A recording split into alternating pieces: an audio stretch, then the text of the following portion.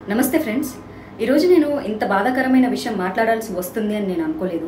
చంద్రబాబు నాయుడు గారు చేసినటువంటి వ్యాఖ్యలు మీ అందరికీ తెలిసే ఉంటాయి. మన తిరుమల తిరుపతి లడ్డు గురించి విస్మయానికి గురి చేస్తుంది. తిరుమల తిరుపతి లడ్డు ప్రసాదంలో ఉపయోగించాల్సిన నాణ్యమైన నెయ్యి బదులు జగన్మోహన్ రెడ్డి ముఖ్యమంత్రిగా వైసీపీ ప్రభుత్వం అధికారం చెలాయించిన గత 5 సంవత్సరాల్లో జంతు సంబంధిత నూనెను ఉపయోగించడము లడ్డు నాణ్యతను దెబ్బతీసేలాగా తీవ్రమైన చర్యలకు పాల్పడ్డారని ముఖ్యమంత్రి చంద్రబాబు నాయుడు గారు అన్నారు. అలాగే బహిరంగంగా కూడా ప్రకటించడం జరిగింది. జగన్ ప్రభుత్వం హిందూ వ్యతిరేక విధానాలను మరోసారి అయితే బట్టబయలు చేసింది. గత 5 సంవత్సరాల జగన్ పాలనలో తిరుమల కేంద్రంగా అనేక వివాదాస్పద నిర్ణయాలు తీసుకుంటున్నప్పటికీ కూడా భక్తులకి ఎంతో ఇష్టమైన ఈ పవిత్రమైన శ్రీవారి లడ్డు పైన వ్యవహరించిన తీరైతే క్షమించరాంది.